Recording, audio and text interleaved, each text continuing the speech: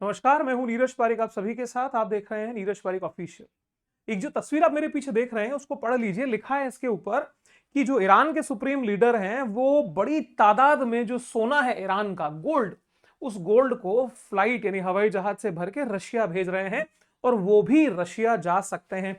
यहां पे लिखा है लीडर ब्रासेस फॉर कोलैप्स, मतलब कि जो उनकी बर्बादी का समय आया है, वहां पे सत्ता का जो पतन होने का समय है, तो भैया अपनी व्यवस्था तो लीडरशिप दूसरे देश में करेगी, तो गोल्ड भर के जो है वो भेज दिया गया है।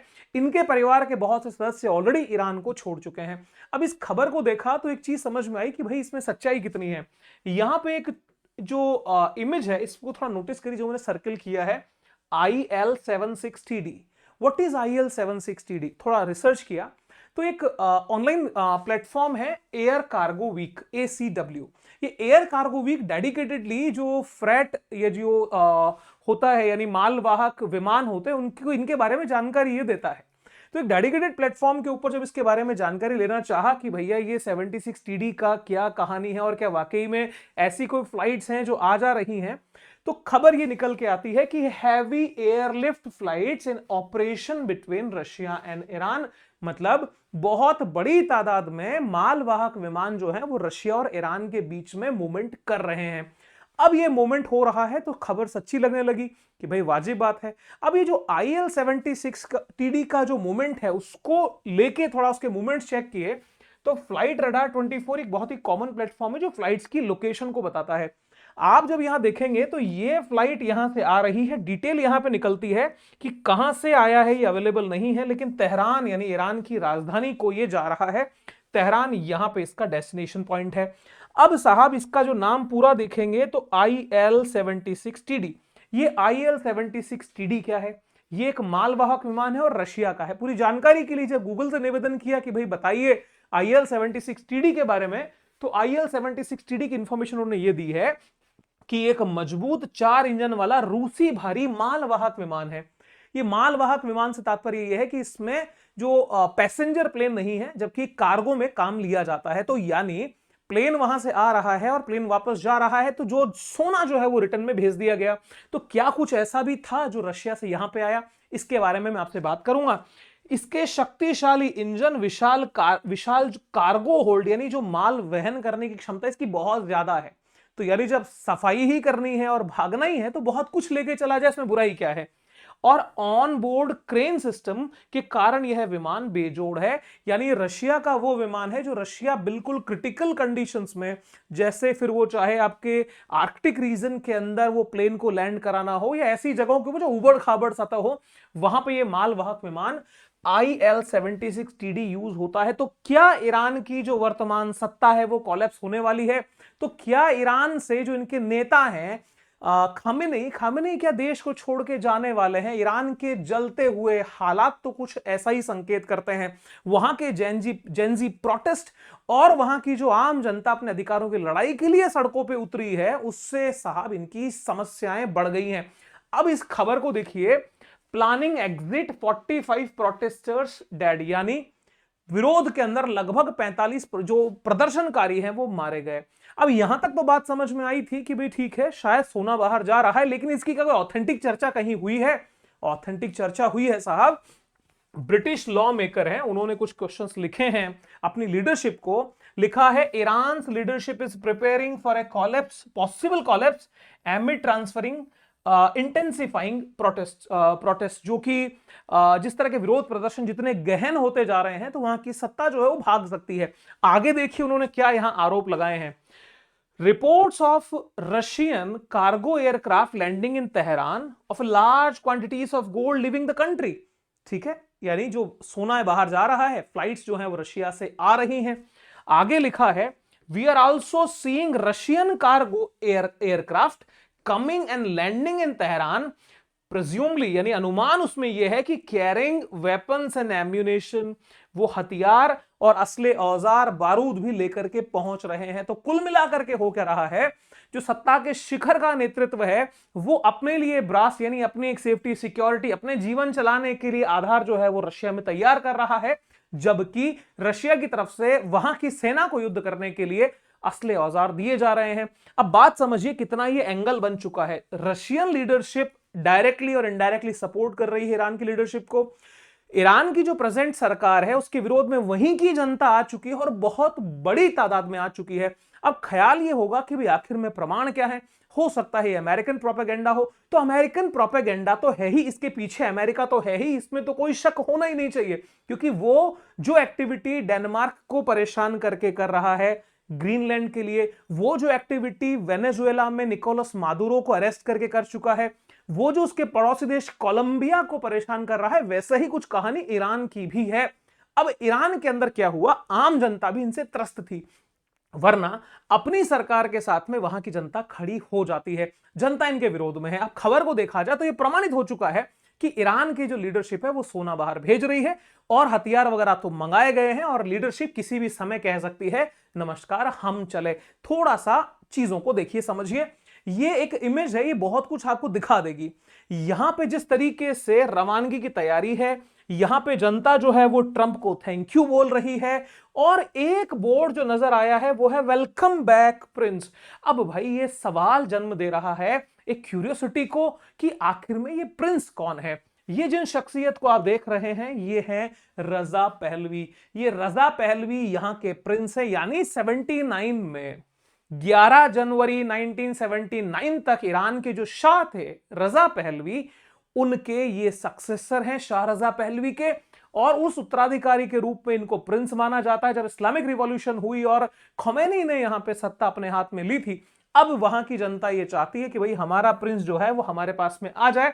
इसके बारे में वीडियो के अगले हिस्से में मैं चर्चा आपसे जरूर करूंगा। अब साहब यहां पे देखें थोड़े से इतिहास को। ईरान के 35वें प्राइम मिनिस्टर थे मोहम्मद मौसद्दीक। ये मोहम्मद मौसद्दीक चुने हुए प्रधानमंत्री हुआ करते थे। इनका एक निर्णय इन पर इतना भारी पड़ा कि यहां पे शाह रजा पहलवी जो है वो सत्ता में आ गए थे। इन महाशय ने एक निर्णय लिया था कि भाई अब हम हमारे देश के पेट्रोलियम का नेशनलाइजेशन करेंगे, राष्ट्रीयकरण करेंगे। ये वही राष्ट्रीयकरण है जो वहां पे निकोलस मादुरो वेनेजुएला में करना चाह रहे थे। इन्होंने कहा कि हम अब प्राइवेट सेक्टर को एंट्री नहीं देंगे। अमेरिका का तेल का इन्वेस्टमेंट भारी था, ब्रिटेन भी साथ लगा, सत्ता को गिरा दिया गया, चुने हुए लोकतांत्रिक प्रतिनिधि को खत्म किया और यहां पे ईरान में शाह को बना के वहां का लीडर बना दिया। अब उससे हुआ क्या कि अमेरिका के 25 राजा जी हो गए, जनता को वेस्टर्न कल्चर को आदी किया गया, सब चीजें एकदम वेस्टर्नाइजेशन मोड में चलने लगी। अब जब जनता को स्वतंत्रताएं मिली, अधिकार मिली, जनता को अच्छा लगना ही था। अब इन्हीं के जो पुत्र हैं, जो आगे आने वाले जो सक्सेस इनके उत्तराधिकारी हैं, वही को उनको ये प्रिंस कह रहे हैं। अब उस स्थिति में यानी यहां से चल के ईरान यहां पहुंचता है। अब शाह ऑफ ईरान के खिलाफ क्रांति होती है इस्लामिक मूल्यों के आधार पर और उसको लीड करते हैं वहां के लीडर खोमेनी। अब खोमेनी के नेतृत्व में इस्लामिक रिवॉल्यूशन होना 79 में तख्ता पलट होता है और यहां के जो शाह थे वो देश छोड़ के भाग जाते हैं। तब से ये व्यवस्थाएं चल रही हैं, शरीयत के हिसाब से, कानून के हिसाब से वहां पे शासन होता है और एक शिया मुस्लिम का वर्ड का ये लीडर के रूप में ये देश उभर के खड़ा हो गया। उन्हीं के जो उत्तराधिकारी हैं वो खामेनेई हैं। खामेनेई वर्तमान के अंदर इसको लीड कर रहे हैं, अच्छी खासी उम्र में भी हैं और जो जज्बा है अपने उसको फाइट करने का वो काफी बेहतरीन है। हो सकता है हम सहमत और असहमत हो इनके कुछ बातों से, लेकिन इनकी जो जज्बा रहा है फाइट करने का, चाहे फिर इजराइल के साथ में हो, चाहे फिर वो अमेरिका के आंख में आंख मिलाई हो, तो वो जज्बा बड़ा गजब रहा है। अब इनसे जनता वहां की त्रस्त हो चुकी है और माहौल पूरा इनके खिलाफ बन चुका है, इसलिए वो प्रिंस को जो है वो जनता यहाँ की याद कर रही है। अब इस बात के ऊपर हम चर्चा कर रहे थे कि विरोध कर रही है जनता, तो कोई प्रमाण है? प्रमाण को देखिए तो एक institute for the study of war है। इस ISW ने एक रिसर्च किया और ये 7 जनवरी तक का, 7 से 8 जनवरी तक का डेटा देते हैं। ये जो मैप आप देख रहे हैं ईरान का मैप है। इसमें जिस जगह के ऊपर रेडिश कलर है वहां पे प्योरली लो कॉन्फिडेंस में वहां की सरकार जा चुकी है। जहां पे कलर आपको थोड़ा सैफरन या ऑरेंज जैसा दिख रहा है वो एरिया है जहां पे मीडियम कॉन्फिडेंस है, ना कोई बहुत फेवर है ना तो बहुत विरोध है। और जहां पे ग्रीन सर्किल आप देख रहे हैं वो जगह है जहां पे सरकार के पक्ष में जनता अभी भी कॉन्फिडेंस के साथ में खड़ी है। लेकिन आप जब पूरा मैप देखेंगे तो मोर देन 80% प्लेसेस पे आपको समझ में यही आएगा कि सरकार अपने कॉन्फिडेंस को लूज कर चुकी है। अब साहब जनता सर्वे सर्वा होती है, जनता जब सड़कों पे है, जनता विरोध में है, तो बचाने वाला अब यहां कोई इनको नहीं है। बहुत जल्दी एक बहुत बड़ी खबर इस रूप में प्रकाशित हो सकती है कि ईरान में सत्ता परिवर्तन हो चुका है। अब साहब ये चीज आपको समझ में आ ही गई किस प्रकार से यहां पे प्रोटेस्ट हो रहे हैं। प्रोटेस्ट की तस्वीरें सोशल मीडिया पे बड़ी वायरल है। वहां का जेनजी सड़कों पे है, सरकारी इमारतों को आग लगाई जा रही है, तोड़फोड़ वहां पे मची हुई है।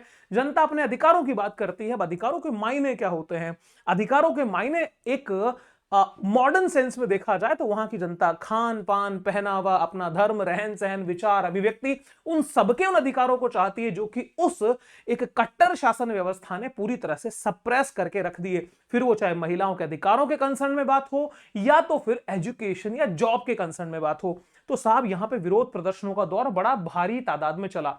इन सब के बीच में एक वीडियो बहुत वायरल हुआ जिसमें एक महिला या उसके साथ में तस्वीर आप देख सकते हैं कि जो उनके सुप्रीम लीडर हैं खामेनेई की तस्वीर को बर्न करके उससे सिगरेट जो है वो जला रही है। ये वीडियो नवंबर 2025 यानी पिछले साल नवंबर का है। अभी हम जनवरी में बात ये कर रहे हैं, तो प्रोटेस्ट का दौर तो काफी लंबा चलता है, एक दिन की प्रक्रिया नहीं होती है। अब यहां क्या होता है, यहां पे इस महिला ने 3 संदेश अपने इस वीडियो के माध्यम से दिए। पहला संदेश यह है क्योंकि ईरान के अंदर सुप्रीम लीडर की तस्वीर का अपमान अपने आप में एक बहुत बड़ा अपराध है। दूसरी चीज, महिला बिना हिजाब के तस्वीरों को क्लियर कट नहीं दे सकती, दूसरा अपराध है। तीसरा, महिला का सिगरेट पीना भी ईरान के कानून में अपराध है। तो तीनों ही उन कानूनों को तोड़ के अपने पहनावे को अपना निजी अधिकार मानना, सिगरेट पीना या फिर कुछ और धूम्रपान करना वो उसकी अपनी स्वेच्छा का प्रदर्शन, और सत्ता का विरोध उस तस्वीर को जला के इस महिला ने कर दिया। इस वीडियो को जब ये वायरल हुआ तो वहां की पुलिस इसके पीछे पड़ी, काफी तलाश हुई। खबर यहां पे पूरी मेंशन की गई है कि कब कब वहां पे क्या हुआ, लेकिन इस चीज ने एक माहौल में आंधी का, जिसको बोलते हैं ना, काम कर दिया था। आग लग रही थी और आंधी जब आई तो आग और भड़क गई। लोगों में इसके खिलाफ और सत्ता के खिलाफ जो है वो जोश काफी आ गया। अब यहां पे क्या होता है कि सरकार के मती मारी जाती है और कुछ काम ऐसे हो जाते हैं कि जिस समय पे दिया बुझने वाला होता है वो ज्यादा फड़फड़ाने लगता है। यहां पे इनसे गलती ये हो गई कि इन्होंने एक अनाउंसमेंट कर दिया। इनको लगा कि यार जनता को अब कैसे शांत करें, चलो पैसा दे दिया जाए। तो सरकार अनाउंस करती है कि प्रोटेस्टर शांत हो जाइए, हमें पता है आपकी आर्थिक स्थिति ठीक नहीं है, इकोनॉमिक कंडीशन इसलिए ठीक नहीं है क्योंकि पूरे देश की ही ठीक नहीं है, तो हम आपको मंथली 7 USD देंगे। $7 तो लगभग आज की रेट में 6,500 रुपए मंथली देने का वादा कर दिया।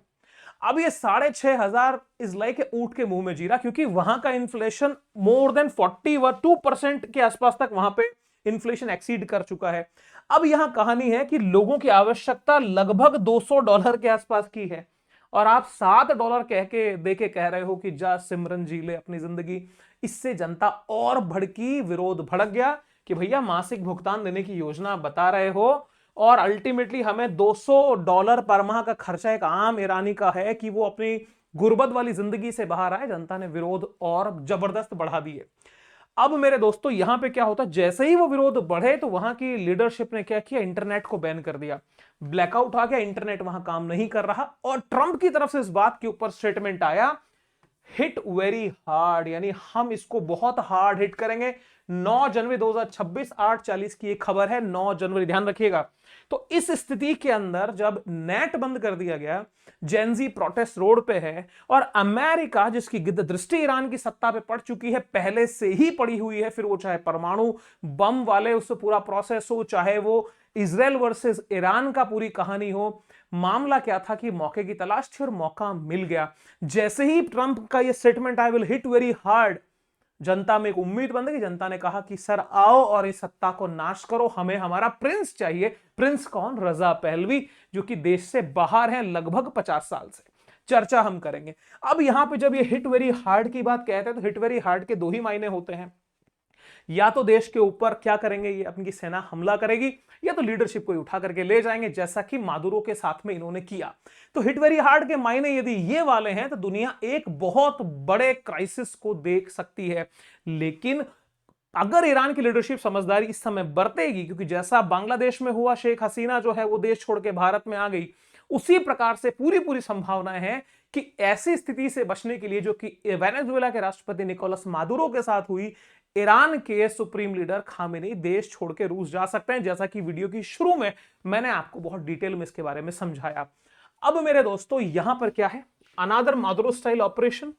कुल मिलाकर के be prepared, Iran's exiled prince issues urgent call for Trump. मतलब कि साहब देखिए, लोहा गर्म हो चुका है, हथौड़ा मारने का टाइम है, और अमेरिका के अलावा और कोई देश ऐसी स्थिति में नहीं है कि उन प्रोटेस्टर्स के साथ खड़ा हो सके। तो विदेश में बैठे हुए वो एक्सिल्ड प्रिंस जो 50 साल से इस देश में नहीं आए हैं, उन्होंने सोशल मीडिया पर लिखा है, क्या लिखा है पढ़ लीजिए।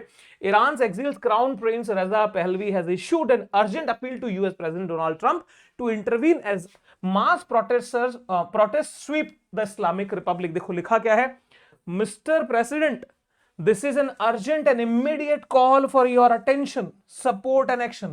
कि भैया आप ध्यान दो, सपोर्ट करो और एक्शन लो, क्योंकि अभी मौका है, इस सत्ता को भगाओ, वहां के लोगों का साथ दो। ईरान के लोग आपका वेट कर रहे हैं। वेट तो सत्ता की वो कुर्सी भी कर रही है जिसकी चाह रजा पहलवी को है, लेकिन अब आम जनता जिसके पक्ष में उड़ चुकी है, तो फिर उसे रोकने वाला वहां पे कोई है नहीं।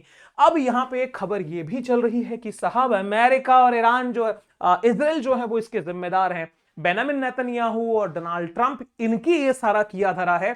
क्योंकि आपको यदि पता हो तो वेनेजुएला के केस में इन्होंने 3 स्टेप पॉलिसी का उद्घाटन किया था। बोला था जी हम ये 3 चरण अपनाते हैं, पहले हम इंस्टेबिलिटी क्रिएट करते हैं, फिर अनरेस्ट क्रिएट कर देते हैं, और फाइनल में हम क्या करते हैं, अटैक करके वहां पे सत्ता को पलट देते हैं, अपने फेवर में डिसीजन करवा लेते हैं।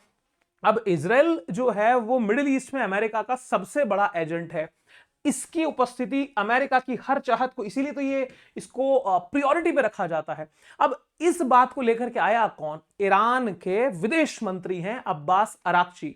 अब्बास अराक्ची ने सीधा ठीकरा फोड़ा है कि देखो ये शांतिपूर्ण प्रोटेस्ट हो रहे थे, जनता में इतना उद्वेलन नहीं था, जनता इतनी उकसी हुई नहीं थी, लेकिन उस मौके के अंदर उस आग में घी डालने का काम इन 2 देशों ने कर दिया।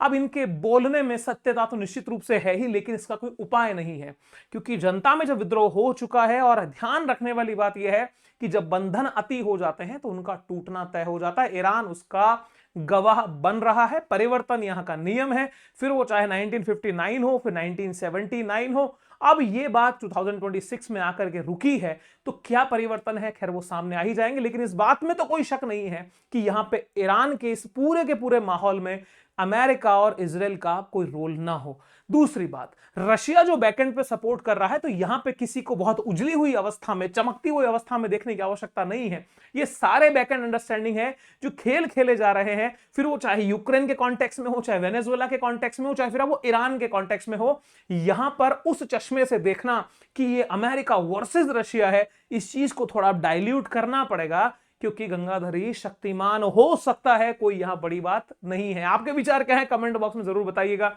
आप दर्शन कीजिए इनकी वर्तमान तस्वीर की, ये रजा पहलवी है।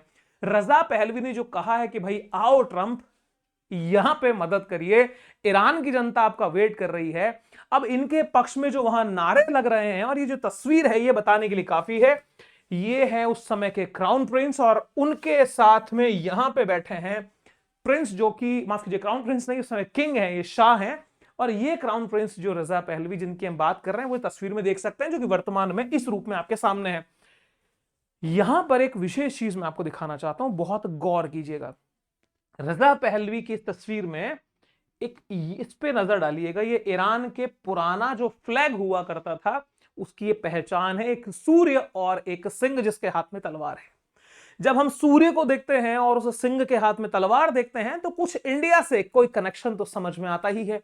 खैर उसके ऊपर बात हम नहीं करेंगे, लेकिन ये तस्वीर आपको आगे एक अच्छी चीज को कनेक्ट करने में हेल्प करेगी। मेरे दोस्तों यहां होता क्या है, ईरान, एक खबर देखो, Iran protest, is Reza Pahlavi planning to return after 50 years in exile, what the former crown prince said. मतलब एक पूरी खबर है कि क्राउन प्रिंस क्या कह रहे हैं। तो वो 50 साल जो इन्होंने बाहर बिताए हैं, अब ये अपनी सत्ता में वापसी की तैयारी कर रहे हैं। जो सत्ता में वापसी की तैयारी है, तो ध्वज तो बदलेगा ही, क्योंकि जो 79 तक, यानी इनके पिता जिस समय तक इस देश को लीड कर रहे थे, तब इस देश का ध्वज कुछ ऐसा हुआ करता था। लेकिन इस्लामिक क्रांति के बाद में जब खोमैनी लीडरशिप में आए, तो देश का झंडा बदल गया। अब देश का झंडा बदल गया, तो हम इसकी इतनी गहन चर्चा क्यों कर रहे हैं?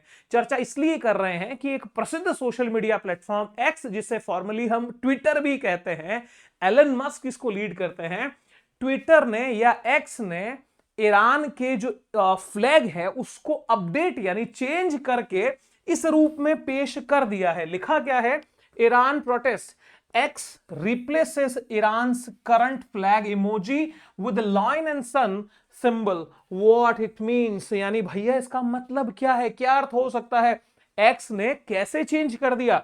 अगर ऑफिशियल फ्लैग करंटली ये है तो इस फ्लैग को लाने की आवश्यकता क्या थी।